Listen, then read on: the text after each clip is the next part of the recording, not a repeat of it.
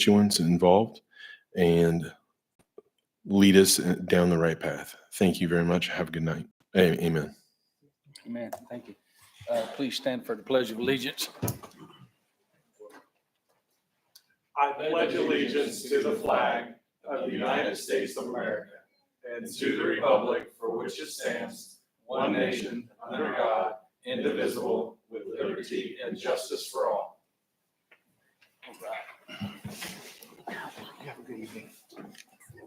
All right. This time I'll open the floor for public forum. If you have anything you'd like to mention to the council, state your name, your address, and keep it short. How are you tonight, ma'am? I'm fine, thank you. Yes, I've come tonight.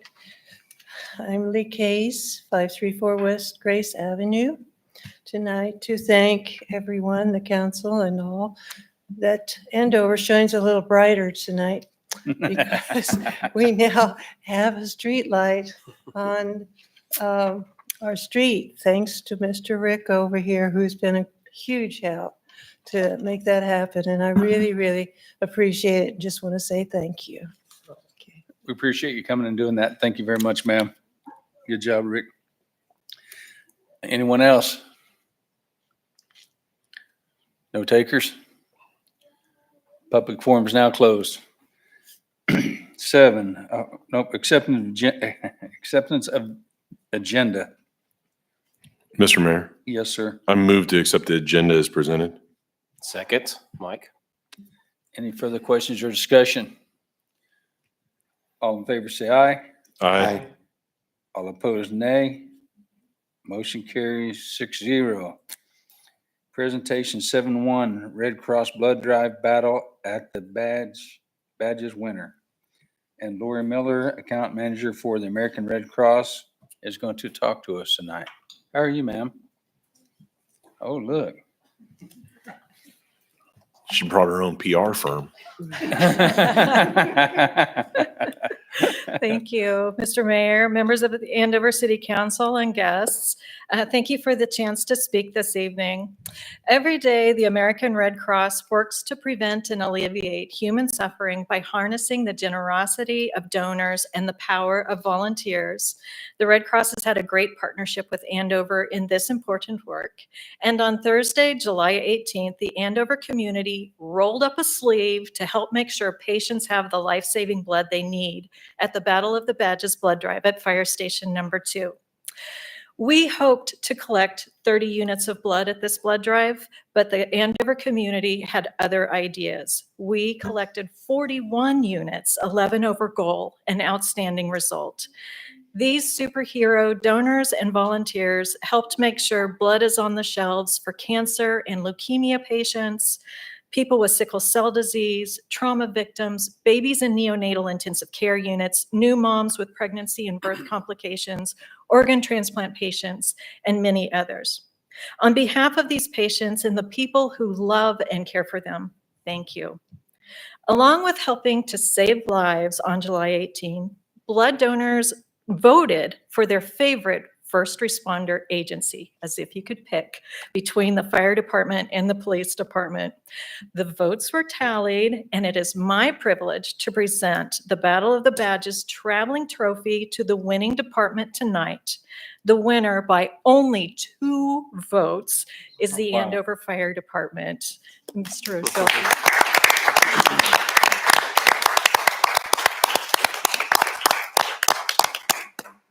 Oh, top billing too. Yeah.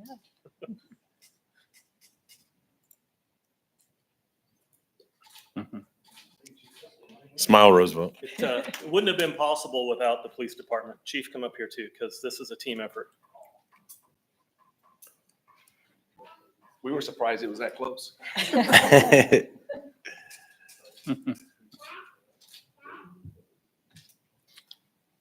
Thank you. Thank you to the Andover community, our first responders, and our first responders and the Andover Police and Fire Foundation. I want to mention them too, for demonstrating the remarkable good we can do when we harness the generosity of donors and the power of volunteers. Thank you. Thank you very much. Thank you. Chief, put it on the table. Chief Russell didn't count the votes. did he? Yeah, who counted the votes? It wasn't Chief Russell, was it? All right. 7-2, 2023 audit presentation. Kayla Williams with BT and Company will talk to us about this. How are you tonight, ma'am? Hello. I don't have a trophy, but financial statements are almost as exciting. Maybe. We'll see. So hello, everyone. My name's Kayla Williams. I am an audit principal with BT & Co. Included in today's packet, you have two different documents. One is the city's 2023 financial statement, and the other is a letter addressed to the city council. So today, I'm primarily going to go over that letter with you guys. If you can find that on the first page of that letter, this is where we address our responsibility to perform an audit in accordance with specific accounting standards. Those standards require us to perform procedures to obtain reasonable assurance about whether the financial statements are free from material misstatement. Our procedures include examining on a test basis evidence supporting the amounts and disclosures in the financial statements. We also assess the accounting principles used in the significant estimates made by management, as well as evaluate the overall financial statement presentation. In this section titled Accounting Policies and Practices, we would bring to your attention anything identified related to significant alternative accounting policies or practices, and there is nothing in that area for us to report to you. I do want to point out that we explain a new accounting policy that was adopted by the city in the current year. The city had adopted a resolution that is in compliance with KSA 75-1120 AC to waive the requirements for the application of U.S. Generally Accepted Accounting Principles, GAAP, and that allowed the city to instead report on the regulatory basis of accounting. And so this is a significant change in the way in which the city's financials are presented, so we do just want to point this out to you. In the rest of this section, we would go over any policies in controversial or emerging areas, any significant unusual transactions. There was nothing like this for us to report to you. The next section explains that we did have some adjustments that we identified as part of the audit, and those are attached to the letter, and management has agreed with them and is recording them in the trial balance. We are not aware of any uncorrected misstatements other than misstatements that are clearly trivial. On page 2, we go on to describe what is considered to be a departure from the auditor's standard report. And this is just because the city has adopted that resolution that I previously mentioned to waive the GAAP requirements. The opinion on US GAAP is considered adverse because of this. And so that's kind of further explained in the matters giving rise to an adverse opinion section. And instead we issue a second opinion on the regulatory basis of an accounting, and that opinion is unmodified. And so to translate in accounting terms, this is good news. This is essentially the best opinion that you can get on your financials. So back to the letter on page 3 in the observations about the audit process section. This is where we would bring to your attention any disagreements that we had with management, any consultation with other accountants, significant issues discussed with management, significant difficulties encountered in performing the audit, or any other difficult or contentious matters. And there was nothing like this that we needed to bring to your attention. On page 4, there is a section titled Shared Responsibilities for Independence. As an accounting firm, we are required to follow AICPA and GAO's independence rules. So these rules just require that we work together in order to maintain that independence. So we ask that the city informs us before entering into any relationships or transactions that might impair our independence. There is one part of the audit report itself that I do want to bring to your attention. There's the section of the letter explains, the next section of the letter explains that there was a significant deficiency that we identified as part of the city's audit of their major awards. So because the city expended over $750,000 this year in federal funds, they were required to have an additional audit called a single audit, where we specifically look at those federal funds that were expended. If you turn in the audit report itself to page 50, this is where we have the schedule of findings and question costs. So this is a nice little summary of the results. And so on this page, you'll see that we have our adverse and unmodified opinions. We did not identify any material weaknesses or significant deficiencies in internal controls over financial reporting. So everything on the financial statement side, there was no non-compliance or issues there. The one item that we did identify was a significant deficiencies in internal controls over compliance related to a specific compliance requirement called suspension and debarment.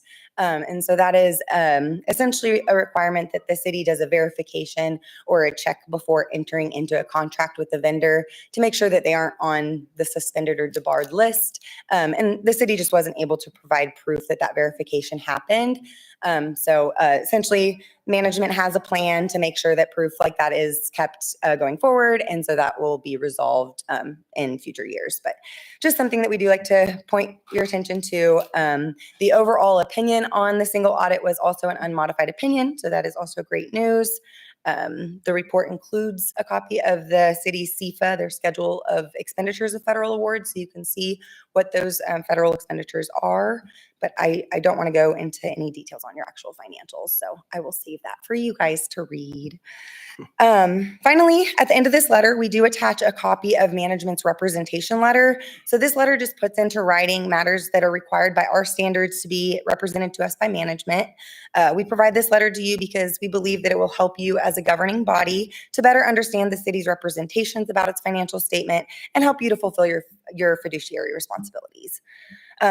Before I open it up for any questions, I just want to thank Matt and the rest of your team for all of your help. I know it's a lot of work to get through an audit, and especially so in a first year. So, and with this a switch in accounting policies this year, and a single audit. So lots of little things going on this year, lots of work. So thank you so much for your patience. And now I open it up for any questions.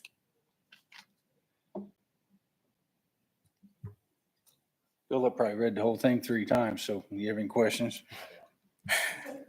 Wow, that's pretty impressive. Mr. Mayor. Yes, sir. So, I mean, for the layperson that is not an accountant, Yeah. there are no issues then with how the city is conducting business as far as from a financial standpoint. On the financial statement side, there were no internal control deficiencies that were material weaknesses or significant deficiencies. So those would be like the type that we would need to tell you about. So we do go over recommendations with management in the first year. There was nothing major. So we just kind of talked through some of those just minor things that they can fix, but I don't include those in the report, and I actually don't even have those in front of me. But yeah, so nothing on the financial statement side. Otherwise, everything was good. And this is our first year with you guys. Will all the reports be this in-depth and audits go moving forward? Yeah, as long as you guys have a single audit, which I think next year we were going to still have one. Yep. So next year you'll also have that single audit. So that's kind of that little extra piece. But next year, won't be that first year conversion to KMAG, which was a big chunk of the time that it spent to get through things this year. So. All right. Thanks, Gil. Anyone else? No, sir. Thank you very much. Thank you. Thank you. All right, consent agenda. Mr. Mayor. Yes, sir. I move to approve consent agenda items 8.1 through 8.3 as presented. Second. Any further questions or discussion? All in favor, say aye. Aye. All opposed, nay. Motion carries 6-0. Quick claim deed, Mike Street, 9-1, and Les will talk to us about this. Mr. Mayor and Council, Jenny brought this item to me a few weeks ago. An adjacent property owner requested that the city release some land that was the former site of the Andover Water Company tower that was decommissioned many years ago. You can see from the aerial exhibit the square of land that was the tower site and how it affects this adjacent owner's property. We had a surveyor prepare a legal description of that property to quit claim and put together this quick claim for your consideration. I don't know if that property owner is in attendance, if he has any words. Yeah. You have anything you'd like to say, sir? Yeah, I can say it, I guess. You're not obligated. I won't say anything.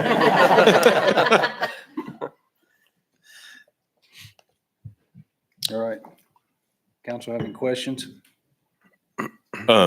Yeah, Mr. Mayor, I do have a question. Les, are we selling what's the quit claim? Why are we?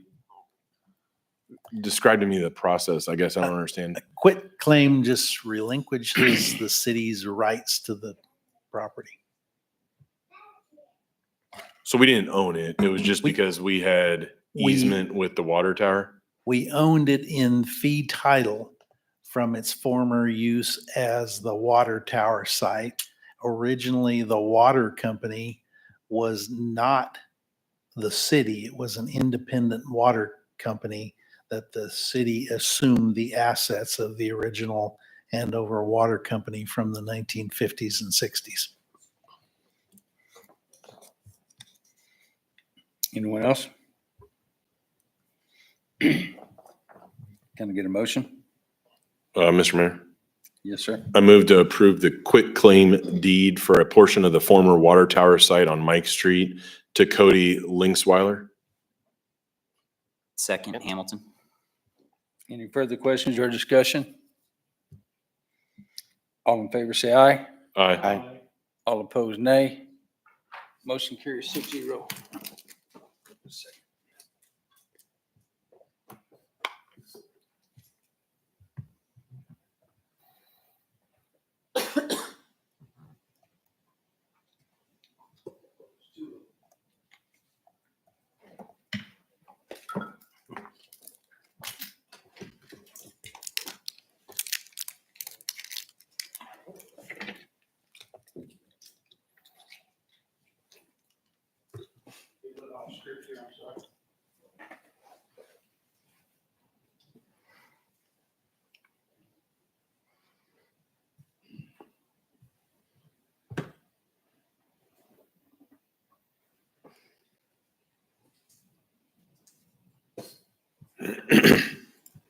All right, back to business.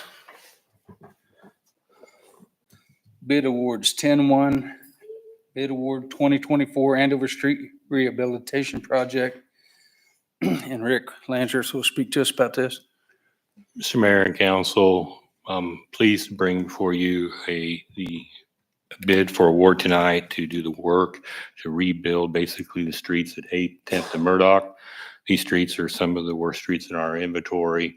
They were been on our to-do list since we met. Some of you remember, we're on the council, we met in 2020 after we had our pavement analyst study done, and these were on our 5-year plan. We had to take a little bit of break. These would have probably been done late 22, early 23. However, we had to set back and make sure we had enough funding with some of these other grants that we had, unexpected grants. So we have identified the revenue source or the funding source for this from out of the 1 cent street sales tax that was collected. And we already had this, we had this ready to go before those base grants were even awarded. So we just pulled it off the shelf, and once we had the funding identified and sent it out for bid. I will point out that I felt like we got some really good bids. Our estimate might have been just a slight high, but based on the way things have been trending, we took some of the recent costs and gave them a little bit of an inflation factor. However, I feel like Pearson's bids was very aggressive, and for the work we feel like is very fair. And we are recommending that you award this contract to Pearson in the bid amount of $400,388. I'd be happy to stand for any questions if you have any. I do have a question. We don't have this in our packet. You do not. I realize that some of you may not know where these streets are, so I added it to the presentation tonight because I realized it wasn't in the packet. And I Next time, wanted, can we make sure and get Yeah. that in the packet? Thanks. I know exactly where they are. Thank you very much.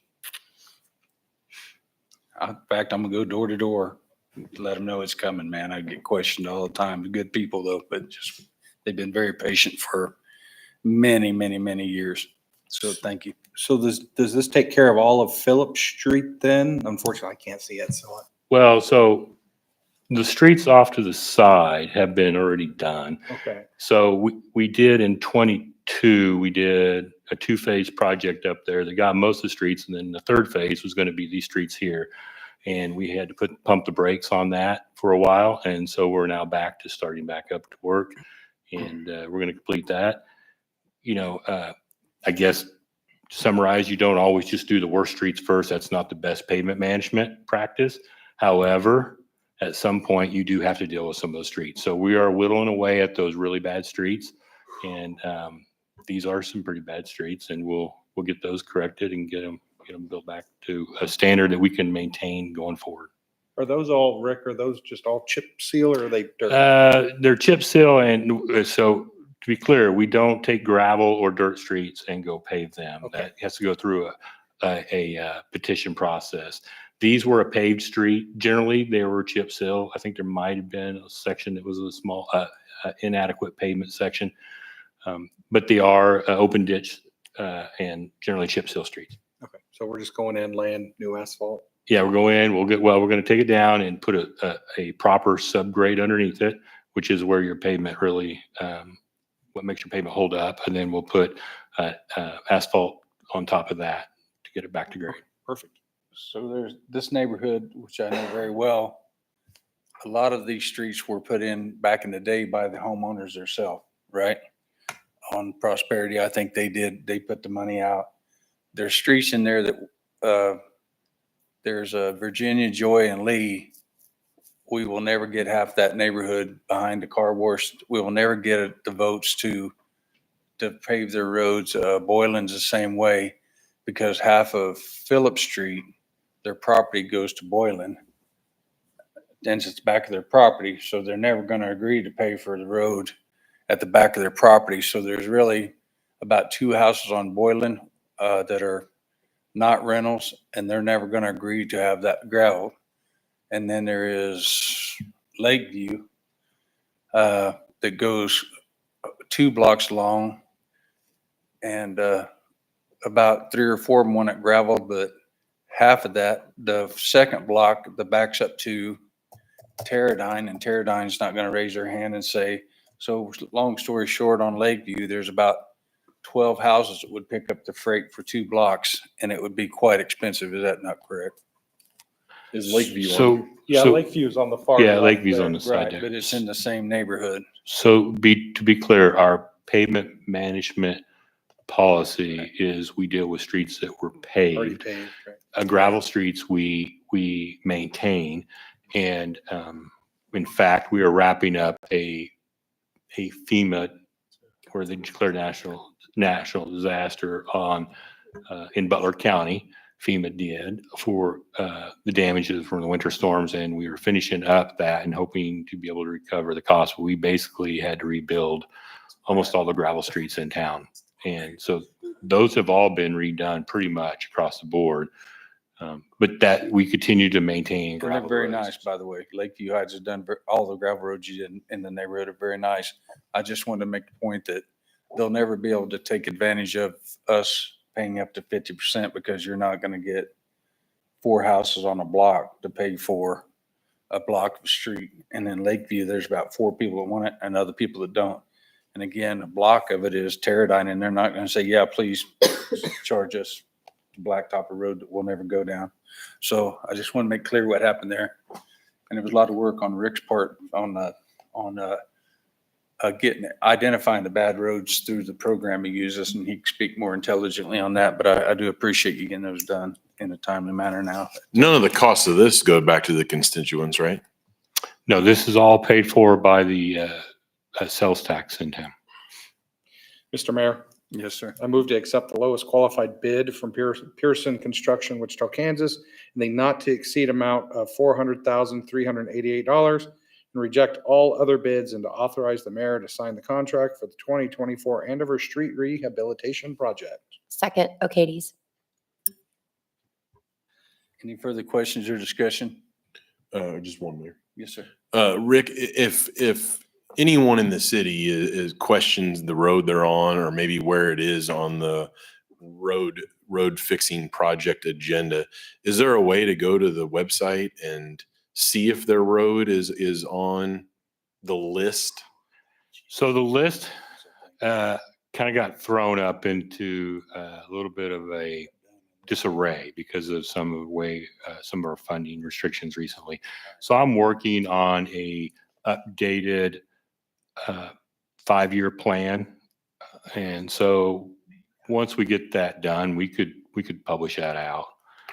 It's a map type format. Okay. The one we had just got so out of whack because of, some streets degrade faster and stuff. So we want to redo it because it uses a model that helps us select what streets to do. And when's the truck come around again to look at the roads? We're in the process of working through a time frame for that to happen, but it's, you have approved the expenditure for that. So I would suspect sometime, this fall or early spring. So, okay. And do we have a time when this project may start, or? So to get the best price possible, what we do on these type of jobs, we bid them and give the contractor a pretty large window when to start. However, once they start, they have a shorter time to get it done. So they can't come in, tear up the street and leave. Yeah. So once they tear up the street, they got to get it put back. And Pearson has done a fair amount of this work for us, and they do a pretty good job. They understand, gotta keep traffic in and out. So, because we give them that window so they can fit it into when they have a break, we get a little better pricing on it. So I think we gave them until mid-spring. If I told you a date, I'd be wrong. But to be clear, they won't be working on it from now until then. Okay. And we will do a neighborhood notification. We will do similar to what we did in Lakeview Heights, where we'll put out a QR code they can scan and get onto a Notify Me app, and we can keep people in the neighborhood updated on progress along the project as it goes.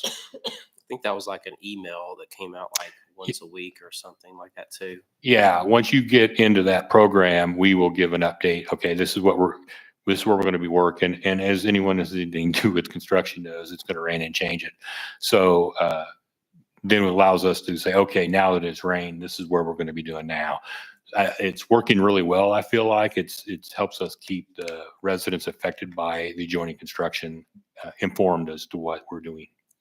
And then those folks that did the other roads were above and beyond with being courteous about letting us in and out of our neighborhoods and stuff. So probably held them up a little bit because there's only one way in and one way out. So, but they did very good at bending to our needs and wants. So, all right, thank you. Oh, we need to vote, don't we? I got a little carried away. All in favor, say aye. Aye. All opposed, nay. Motion carries 6-0, and the mayor's a happy man. Annexation, 11, annexation of 1413 East Highway 54 and resolution of notification to electricity service provider and annexation petition, and David's going to talk to us about this. How are you doing tonight, sir? Doing well. How are you, Mr. Mayor? Doing well, thank you. Well, Mr. Mayor, council members, this first item here is the subject property is approximately 36,000 square feet, located just east of Woodard Mercantile on the south side of US 54.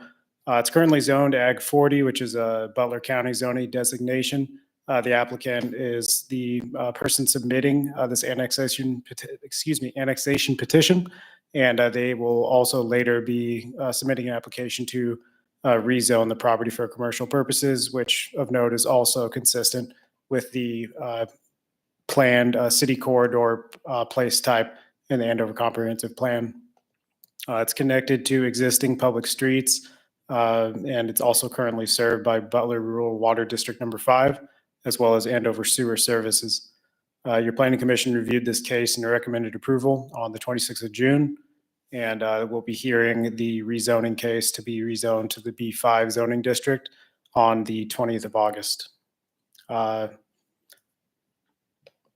don't know, are we going to be doing the resolution as well, or do we need to make a separate motion for each yet? So if you don't have any questions first on the annexation, I'll be happy to answer this.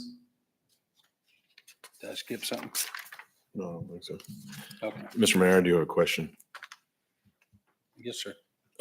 David, so is Woodard, you brought it up, Woodard Mercantile, is that part of Andover, or is that currently in the city limits? So I believe, yes, Woodard is in the city. No. It's not, No. okay, my mistake. I was incorrect on that. And so maybe Les or David, you could speak to, why do we skip? I mean, is this because the owner of this wants to be annexed in and there's really no other reason other Yes, than that? this property owner came forward to us to annex and rezone the property just more as a future sale of the property for commercial development. So why doesn't one just zone it with the county, rezone it with the Um, county? This applicant actually did go to the county. And we pointed out to the county that their own comprehensive plan guides them to push any requests for changes in zoning within the Andover extraterritorial jurisdiction and within our comprehensive plan back to the city for consideration. Okay. Anyone else? Can I get a motion? Mr. Mayor, Yes, sir. I move to adopt an ordinance annexing 1413 East Highway 54 into the corporate limits of the city of Andover. Second, Barry. Any further questions or discussion? I guess I do have one for Les or whomever wants. How do we, I guess, we've been talking about trying to keep the city, trying to keep the boundaries and, keep that rectangle. I mean, we want to say, so how do we prevent, because this is going to kind of be like a one-off where that center part's not going to be in Andover. Do we, I think it's important to note in this case that there is property to the east of the subject, to the north, to the west, that are within the city. Okay. The property adjacent to the south and directly adjacent to the west are in our projections for unilateral annexation in the near future, if not this year. I just know we've been talking about trying to keep the boundaries and Our effort to kind of square up those anomalies to the boundary that are difficult.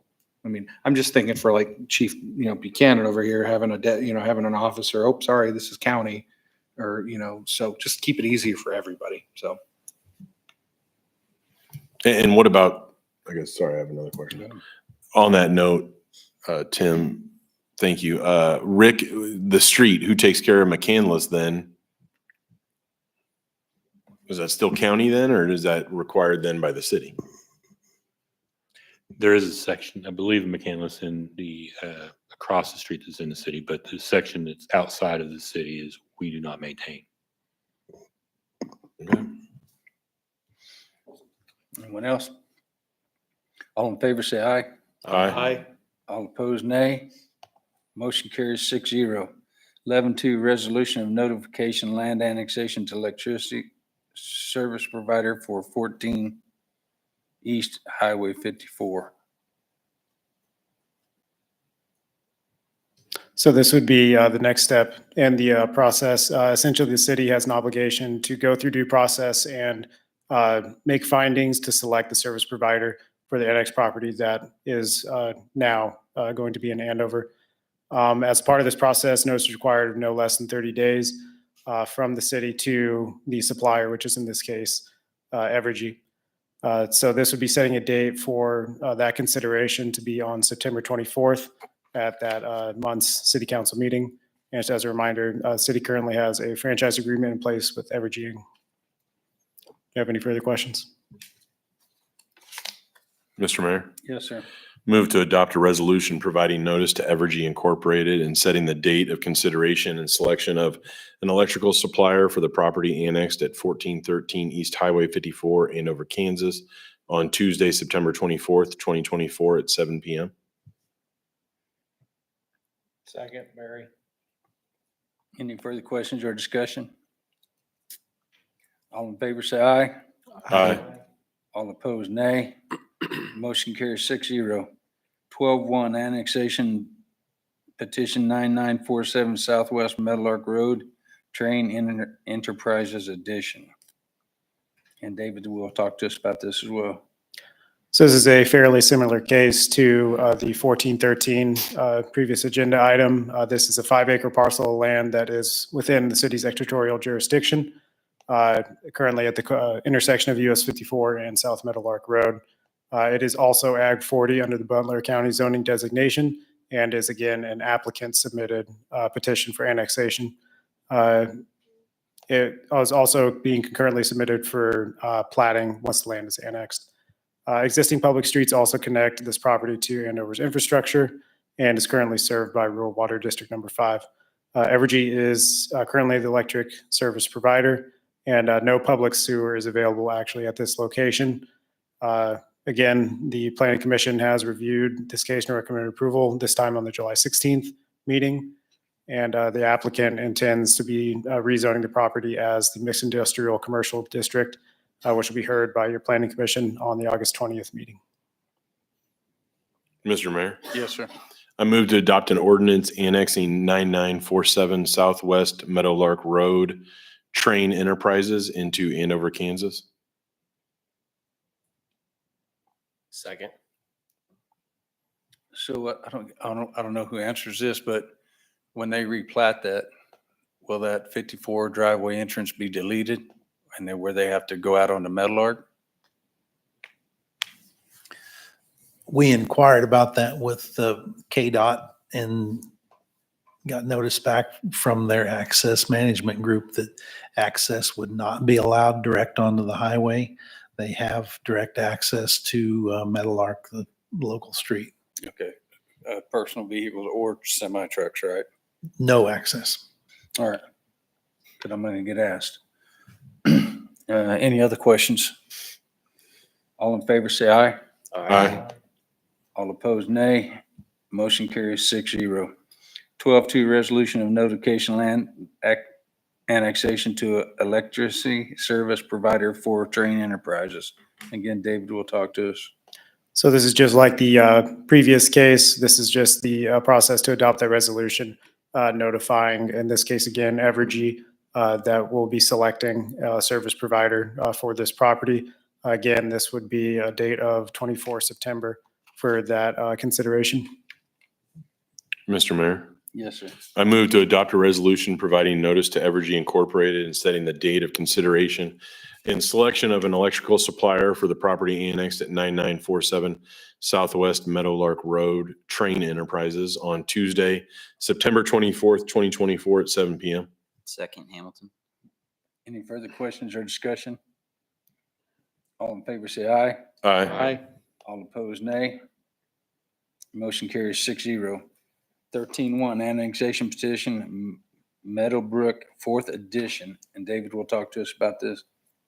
I promise everything I'm not going to talk about tonight is annexations. This is the last one, so I'm sure we're great to get through this. But this here is going to be Meadowbrook's 4th edition. This would be just directly to the east of the existing subdivision. It's a 14.8 acre parcel of land, again, in the city's extraterritorial jurisdiction. Again, zoned Ag 40 for Butler County's zoning designation.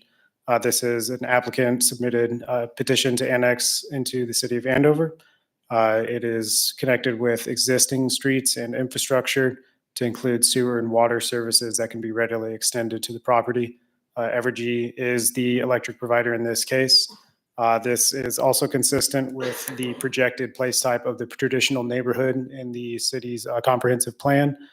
And the zoning would be heard on the August 20th meeting for your planning commission. If you have any further questions. Mr. Mayor, Yes, sir. I move to adopt an ordinance annexing the property known as the Meadowbrook 4th Edition to Andover, Kansas. Second, Hamilton. Any further questions or discussion? All in favor, say aye. Aye. Aye. All opposed, nay. Motion carries 6-0.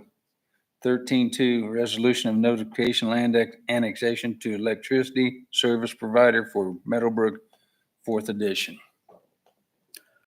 All right, 3rd of 3, this would just again be the adoption of that resolution set for the September 24th date for notifying Evergy of the intent to select a provider.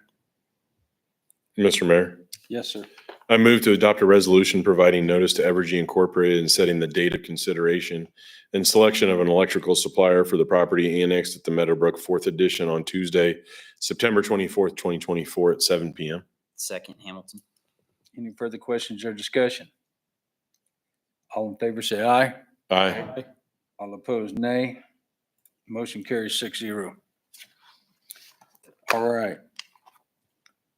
Special, 14-1, special use 300 South Andover Road Z-SU 24-0004.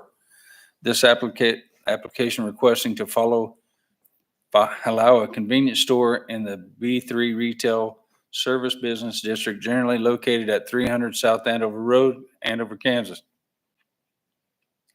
Before we proceed with the hearing, I'll ask the council if any of them intend to disqualify themselves for participating in this case because they have a conflict of interest. No. I will now ask the city council if any of them have received any ex parte verbal or written communication prior to this agenda item which they would like to share. No. Has the city clerk received any protest petitions on the case? No, sir. I now ask council members if they have all received copies of the draft minutes of Planning Commission for July 16, 2024, which summarizes the case hearing on this case. Yes. David, correct? Yes. I now call on City Zoning Administrator David to provide us with the report on this case. Thank you, Mr. Mayor. So the subject property, as you mentioned, is at 300 South Andover Road, just south of here, and would be ultimately requesting to have a special use permit for a convenience store. This is not permitted outright by the B3 Retail Service Business District, but that's what this special use permit would ultimately be providing.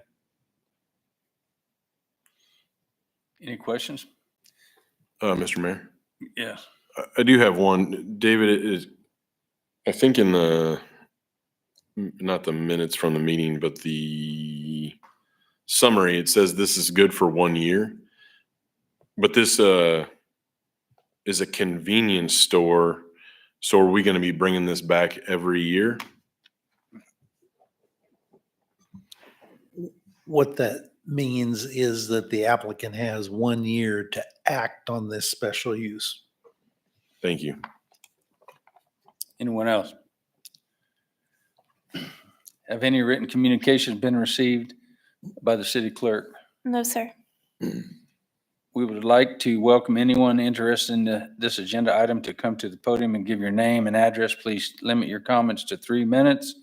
The governing body has been provided the draft minutes and the video of the public hearing has been made available, so please limit your comments to information not previously shared at the public hearing held on July 16, 2024.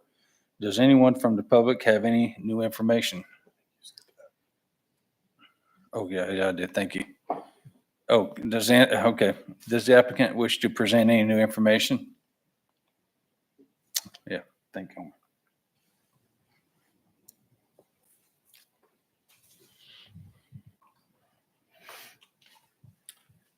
Good evening. My name is Jeff Lawback with SBB Engineering. I'm the civil engineering consultant for Casey's on this project. Aaron Wolf is also here, the site development manager for this project.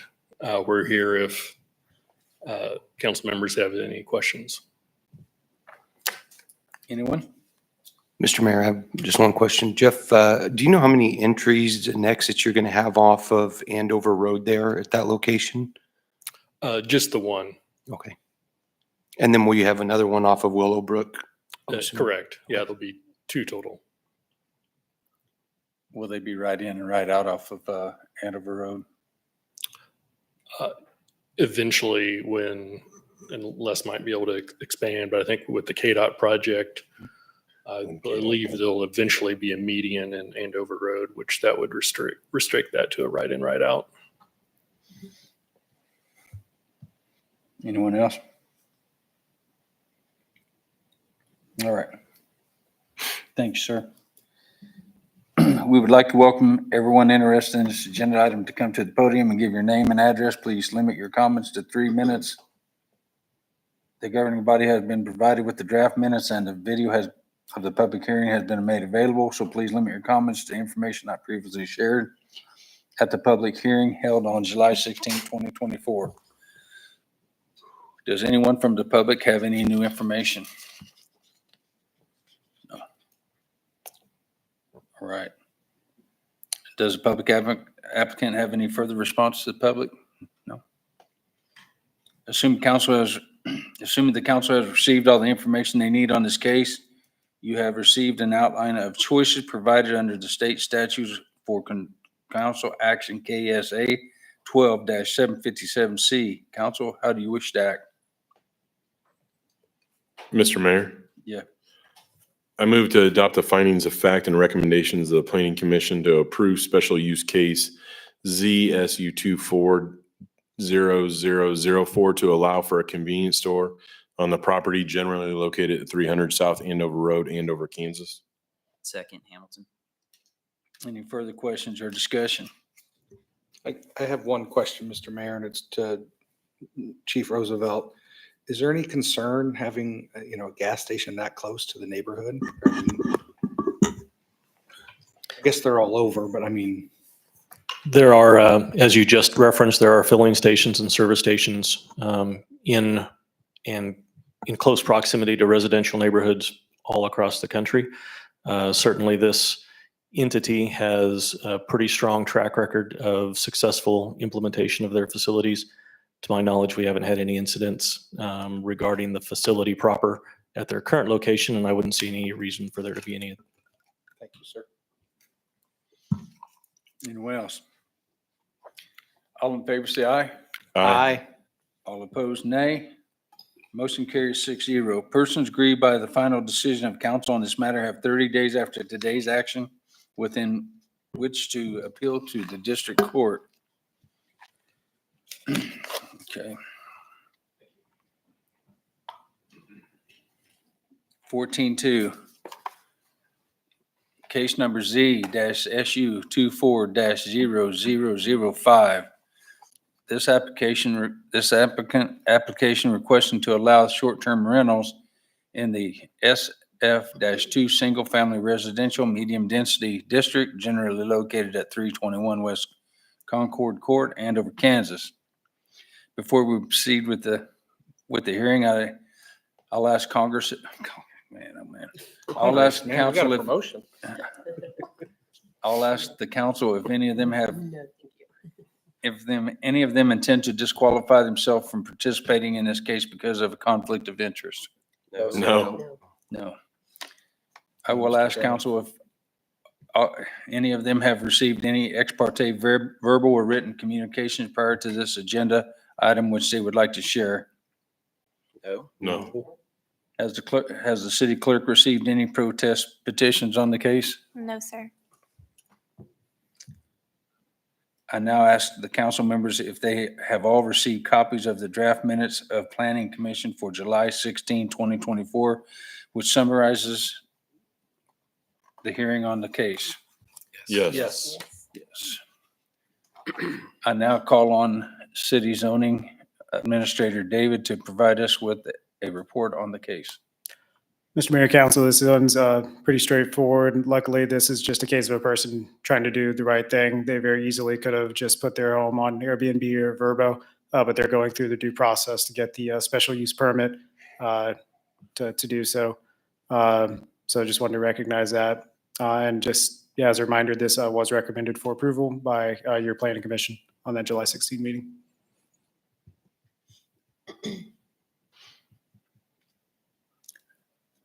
Are there any questions to the zoning administrator from city council members? Have any written communications been received by the city clerk? No, sir.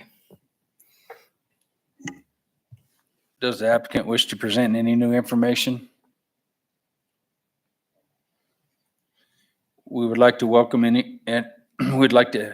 everyone interested in this agenda item to come to the podium and give your name and address. Please limit your comments to 3 minutes. The governing body has been provided has been provided. The draft minutes and the video of the public hearing has been made available, so please limit your comments to information not previously shared at the public hearing held on July 16th, 2024. Does anyone from the public have any new information? No. Does the applicant have any further response to the public comments? There weren't any. Assuming the city council has received all the information they need on the case, you have received an outline of the choices provided under the state statutes for council action KSA 12-757C. Council, how do you wish to act? Mr. Mayor, Yes, sir. I move to adopt the findings of fact and recommendations of the Planning Commission to approve special use case Z SU 240005 to allow for short-term rentals on the property generally located at 321 West Concord Court, Andover, Kansas. Second, Hamilton. Any further questions or discussion? Mr. Mayor, I do have one for David. David, what's the cost of this special use permit for short-term rentals? I'm not sure off the top of my head, but they just submitted a special use permit, and I don't know if Les, do you know right off the top of your head? The special use application is $250. And then what do we do as far as a city if, like David said, somebody isn't doing this the correct way and getting a special use permit? From time to time, we hear from neighbors that they think there is a short-term rental scenario going on. We will go out on the interwebs and check the providers and see if that is indeed the fact and follow up with those property owners. Mr. Mayor, just had one question to piggyback off that. How many do we have around the city, short-term rentals? Just I estimating. believe this is the third permitted. And there's one that's not permitted but is being used, but that's another conversation for another day. My question is, will they be subject to the hotel and tax? Assuming they're using VRBO or one of those, which all of the ones that Les has mentioned that are currently in existence, they do in fact, Airbnb, VRBO, all of those are very good companies who don't want to risk their credential licensing. So yes, we are receiving from each of those entities payments as those are received. Thank you. Yes, I'd like to just go on record saying that I do like these options for our city, and I know we only have 3, but I'm sure some will be popping up all over the place, and I think we should encourage that elsewhere in the city too.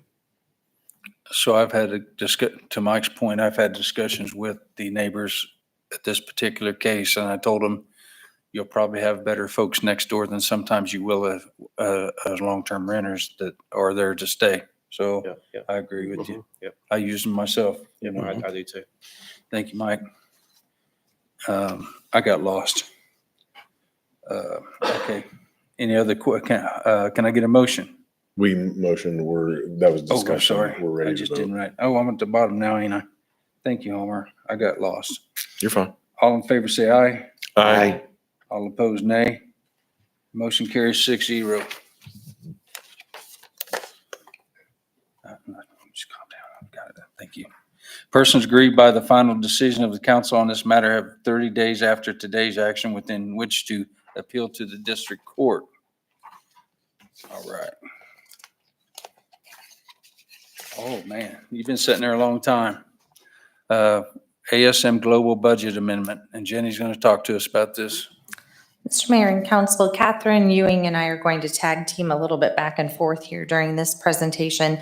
Catherine is your Director of Capital Federal Amphitheater, and I'm going to let her start by telling you a little bit about what has happened at the amphitheater and the venue in 2024 so far, what's to come in 2024, and then she will pass it back to me to talk numbers.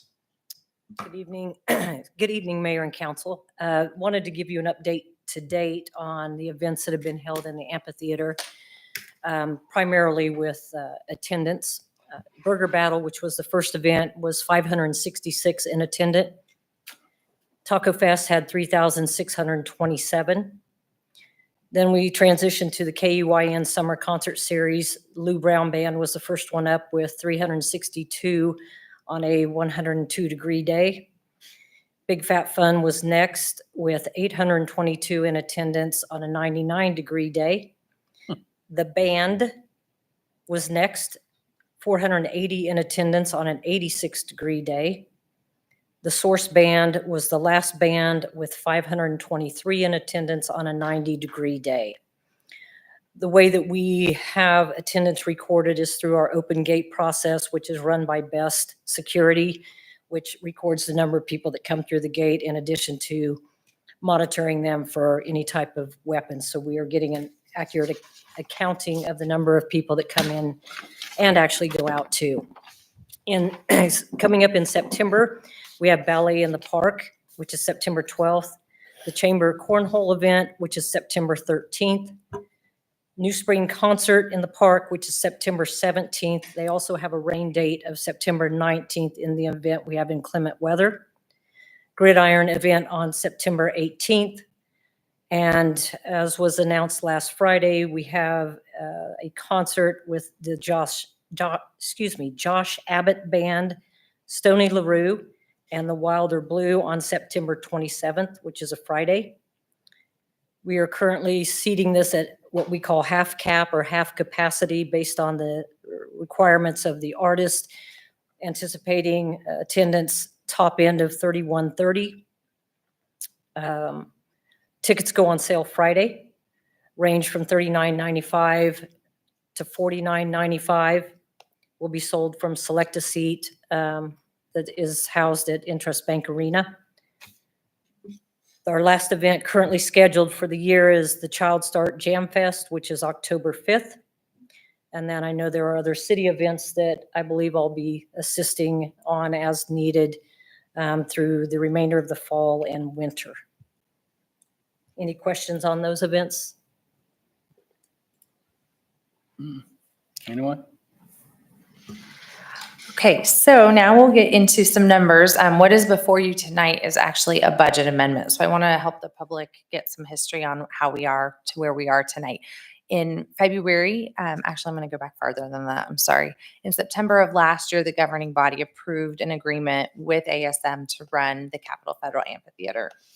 Part of that agreement, the financial part of that agreement, required that ASM provides a budget to the governing body prior to the following year so that you can approve if there's going to be a subsidy, for lack of a better term, I guess I would say, from the city, and how large that subsidy for us to budget. You'll remember when we went through this discussion and the RFP process, we talked about the nice thing for this is for a budgeting point of view to kind of have a big number to plan for. The budget that was approved was the same budget that was included in their proposal response. That budget included 7 ticketed concert events. So while the things that have happened to date are exciting, there has yet to be a ticketed concert, which means that the budget that was provided was unfortunately we were not able to meet those because of revenues did not come in from those ticket events. And they really centered on needing ticketed events to make those revenue projections work. In working with ASM, the way the agreement reads is that if there is a shortfall, a projected shortfall, then ASM, who provides us monthly financials, will let us know in the quarter in advance when they anticipate such shortfall, what they expect that to be. So where we are tonight is an expected shortfall, the total shortfall for the year. And this does include the Josh Abbott concert, and it does include for that to not make money. So if we're able to sell more tickets than we built in, we were being very conservative here, then this number will go down, the number that we're about to discuss. But the total anticipated number of the projection with 6 months worth of financials would be an additional $148,000, and I lost my place on my paper, $497. To date, the funds that have been used to pay the ASM management fee for the City of Andover have been Convention and Visitor Bureau funds and Capitol Federal naming rights funds. Capitol Federal pays $75,000 per year for the naming rights of the amphitheater. The Convention and Visitors Bureau funds are all, as the mayor kind of teed me up well for this part of the conversation, those are all brought in from Airbnbs, VRBOs, and primarily in Andover, the Holiday Inn. So when you stay at a hotel, you pay your sales tax, but you also pay an additional hotel guest tax.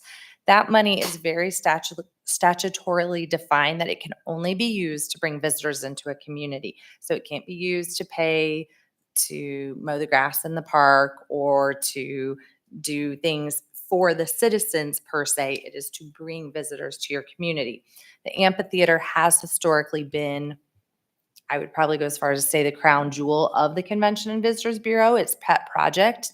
The CVB is who did the initial feasibility studies, who backed the initial pilot or test concerts in the park before we had a venue. And so this continues to be one of the primary ways that we try to bring people into the community.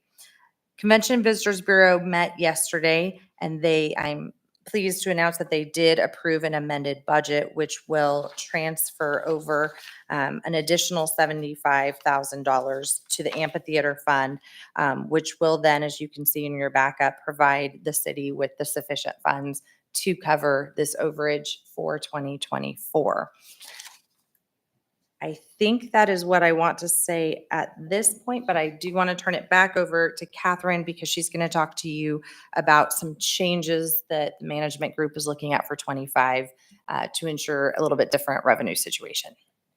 In order to create a more positive setup for 2025, we will have seats that are being purchased by ASM Global for the venue, which is an important component of artists and promoters when it comes to ticket sales.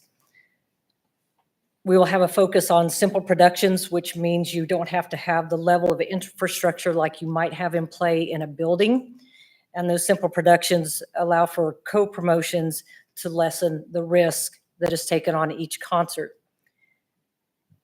We will be going into and are actually already into an agreement with a promoter that is contracted to provide a minimum of 5 concerts for 2025 in the amphitheater. We currently have submitted 1 concert for 2025.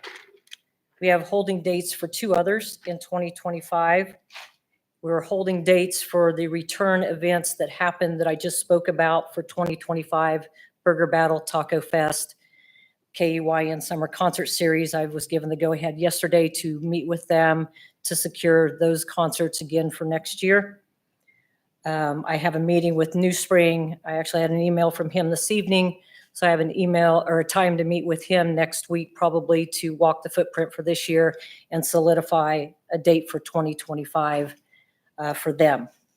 So there are a lot of items in play for 2025 that will get us ahead of the game as opposed to a little bit behind the game, which is where we started in early 2024. If I can answer any questions, I'm more than happy to. Mr. Mayor, Yes, sir. I don't have so much questions as just maybe, statements for the public and then even for you, Kat. It was talked a little bit in the workshop, the Capitol Federal Amphitheater being the crown jewel and trying to bring people to Andover has also really, Jenny, correct me if I'm wrong, been operated more or less at a loss. It hasn't been a revenue stream. Me, for my part, when we entered into this agreement with ASM, one of the things that was brought up is another example here locally, didn't show profit or revenue until I think it was either 5 or 8 years, after the fact that they were in the good graces of making money. So, with that said, I'm excited for this. I think the seats, Kat, you hit on the seats. Those won't be permanent. Those will be able to be removed so people will still be able to enjoy that area when there's not a concert.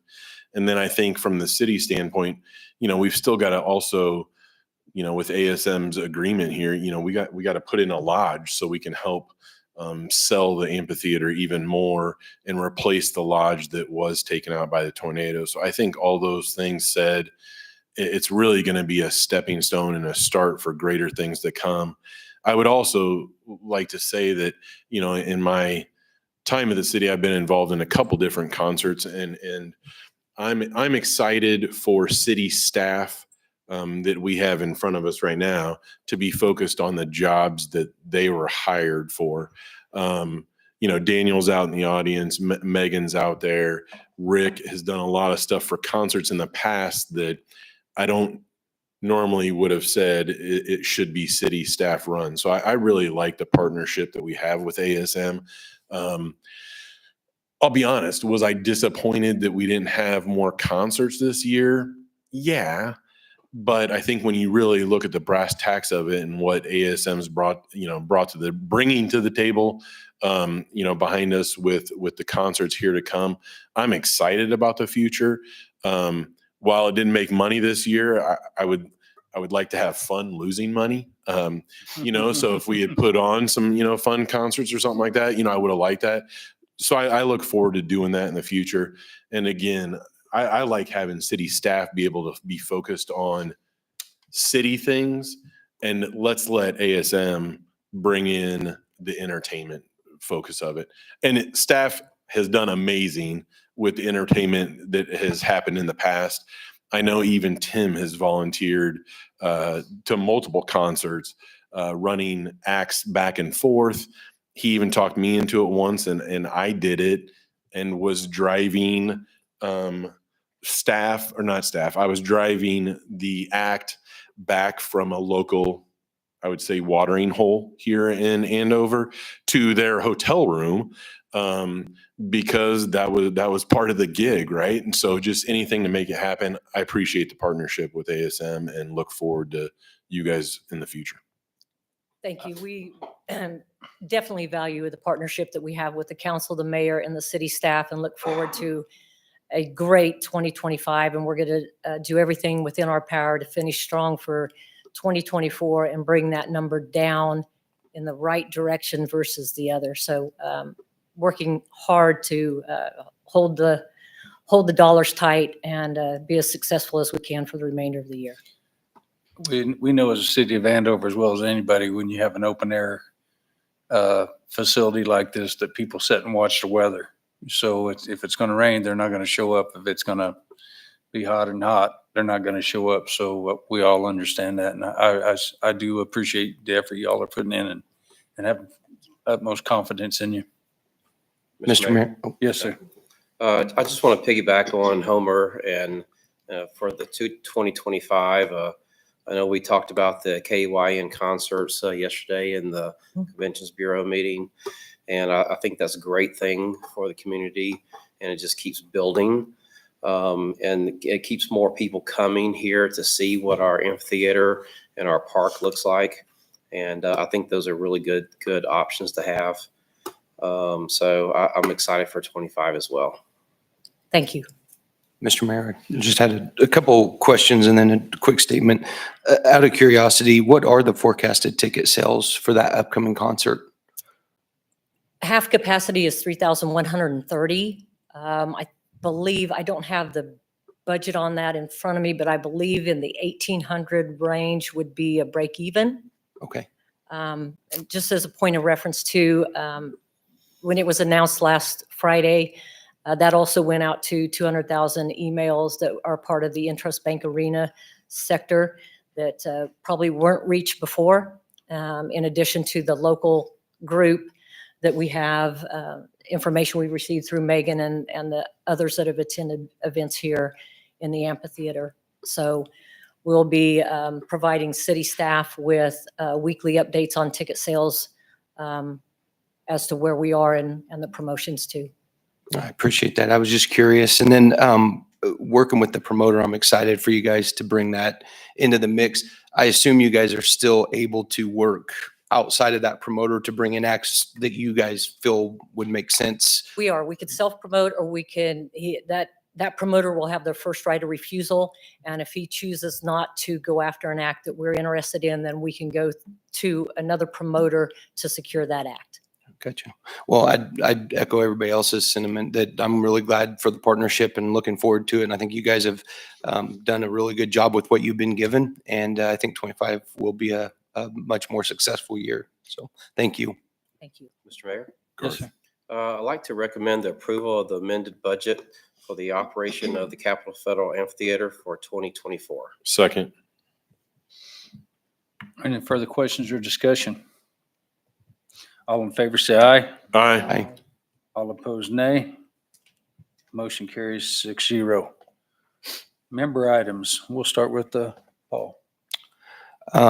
Just real quick, as part of the Citizens Police Academy last week, I did my ride-alongs, and I just wanted to send a huge thank you and just how impressed I am with the police department that we have here. It definitely lives up and surpasses my expectations, but really working with anybody within the city has always been like that. But specifically, I was able to ride along with Officer Patterson, Officer Shaver, and Officer Keener, and they put up with all of my crazy questions, and they had a smile on their face the whole time.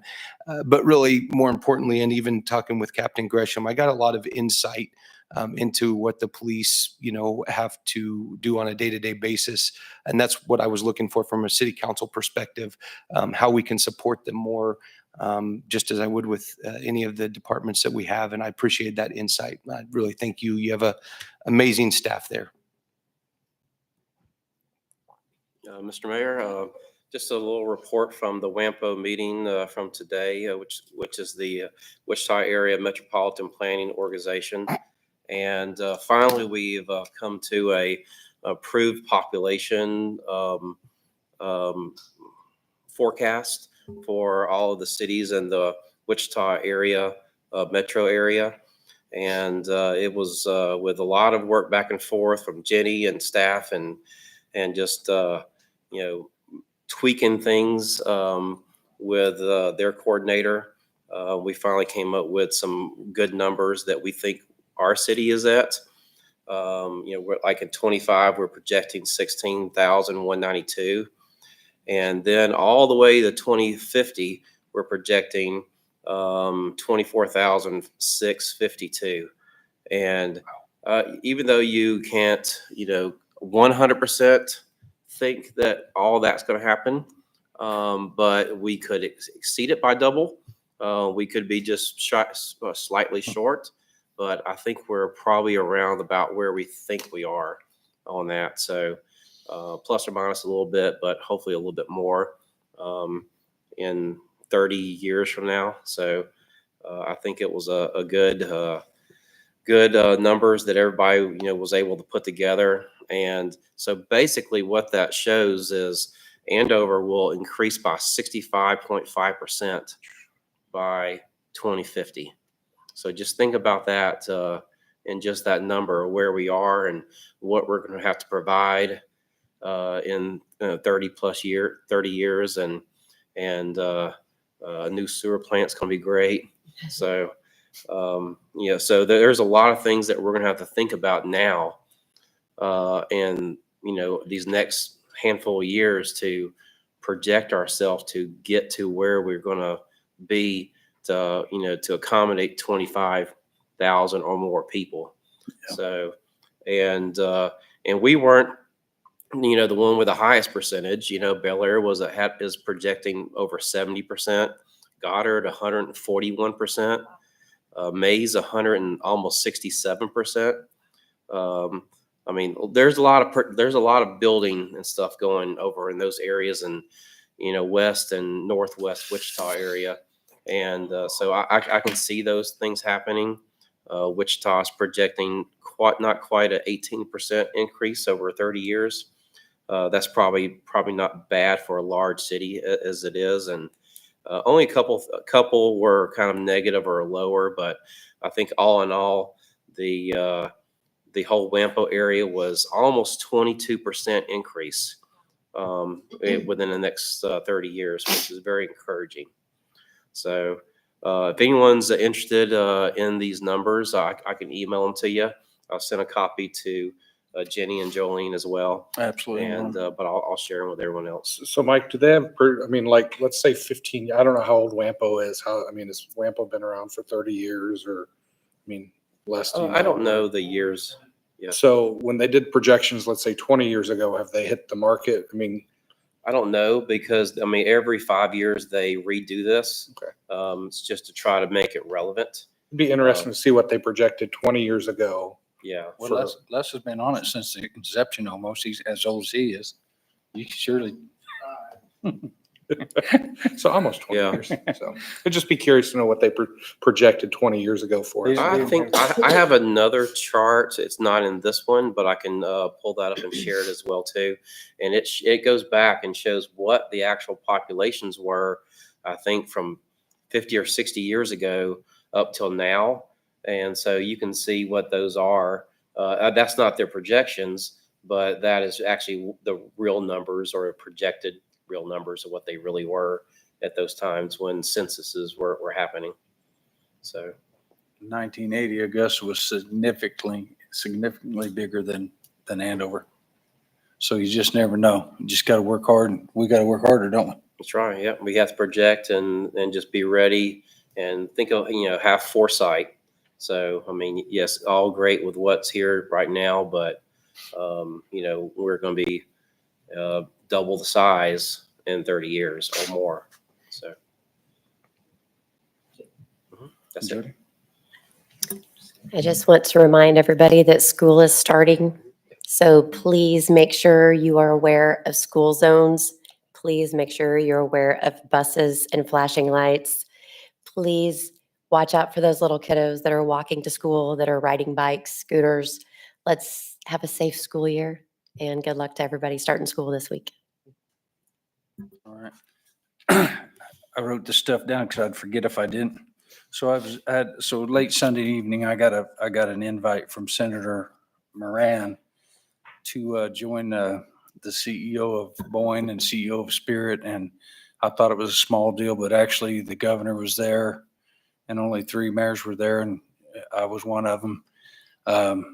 They are holding, in regards to the sale of Spirit back to Boyne, they're holding their feet to the fire not to get rid of Spirit work, which I dealt with both. I worked in both for 15 years, and Spirit's acquired a lot of work that Boyne necessarily wouldn't have. And they've assured the governor and the senator that not only will they keep that work, but they are also going to try to bring more work into South Central Kansas. And while I was there, I ran into a gentleman that is very much in the know of our the industrial logistic park and light industrial park that this governing body passed, and they are getting not only attention, they're getting real traction. So to Mike's point, there's more coming than what we know. So they're actually getting traction on that. And final, I'd like to say a couple weeks ago, Buck and myself had the opportunity to do something for some folks that were passing. They're moving all their stuff in one vehicle from Colorado to Mississippi. And talking about the CBB money, I want to shout out to St. Vincent de Paul Society. They put these 2 kids up for these 2 parents, I should say, and their son up in the Holiday Inn for 2 nights. Give them Dylan's card so they could have food. And there's a local business here in town that their car was shot. It died at 159th and 400. Their car was shot. This local business together give them a vehicle that was not only reliable, but it got them home and then some, and it will last them while they're there. So I alluded to this back 2 weeks ago, and I just wanted to let people know that's what I was talking about, that it amazes me how people come together when somebody is stranded, and we got to looking at the car that they were driving. One of the gentlemen that work out there that donated the vehicle, him and his wife, we got to looking at the vehicle they were traveling in, and you could tell they had been picked up by a forklift before, meaning it was on the way to the crusher. So these kids bet everything on getting back home to Mississippi, and they just needed another chance. So this little city of Andover literally helped put these kids back on track because they just thought all was lost. So, we do so many things as a city, And all I did is make a phone call, because I didn't know nothing. I was perplexed. What am I going to do?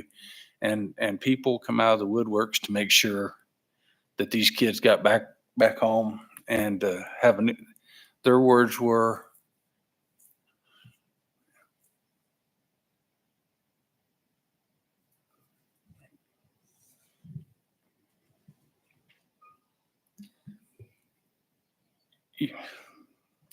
darn it, you've renewed our faith in God. That was her words. And it was just humbling to know, and I just want people to know that, we're still a small town. We're saturated by a lot of stuff, but at the end of the day, this is a special community, and I just want to thank everybody again, the St. Vincent's de Paul Society. If you ever know anybody's stranded, need gas, whatever, they will help you. So that's all I have. Thanks, Mayor. Condolences go out to, the fire department for, the Wichita Fire Department. Please pass on the sentiments there. All first responders, just keep them in your thoughts and prayers. With that said, too, we also have the Chamber Cornhole Tournament coming up, and then Greater Andover Days. I believe the 5K for the Greater Andover Days is open, and it looks like there will be a medal provided this year for the 5K. So pretty excited about that. But big things coming to Andover this year and then still for 2025. So really excited, from anything from streets to concerts and projects like that. So it's happening, and it's happening here. So that's awesome. Thank you. 13th Street Sports Park is open. I've enjoyed the splash pad many a times. So everything with the exception of the dog park and all-purpose field, you can go and enjoy it. Every time I'm there, tons of people playing on the pickleball courts. It's hard to find a court, but speaking from personal experience, if you're going to play in the splash pad, probably wear water socks or water shoes, because it gets a bit slippery when you're running through there and jumping and climbing on things. So just my personal recommendation. That's all I got. Why do I see you climbing a climber? So Jody stole my thunder, but yeah, make sure with school starting here soon, all the kids and high school kids, make sure if you are by the high school, be a little bit patient. Some of these kids are starting to drive. They're learning how to drive. So try and be patient with them. Chief Roosevelt, heartfelt goes out to all your guys, and I appreciate all the help that they did for Wichita, and doing the special transfers and being part of the color guard or honor guard, and it is fantastic. And I mean, you guys really are a true brotherhood, but make sure that they know that we do appreciate what they do. So with everything going on, just remember Andover, you can park for free in the library and City Hall. We don't plan on charging for parking anytime soon at City Hall or the library. So just Andover is where it's at. Andover's what's up. Oh, sorry. Andover, it's what's up. All right. Anybody in staff have anything? All right. Can I get a motion? Mr. Mayor. Yes, sir. I'd also like to wish Tim Berry a happy late birthday. Councilman Berry, happy birthday. Birthday. Happy birthday. Mr. Mayor, I move to adjourn. I second it. All in favor, say aye. Aye. All opposed, nay. Motion carries 6-0.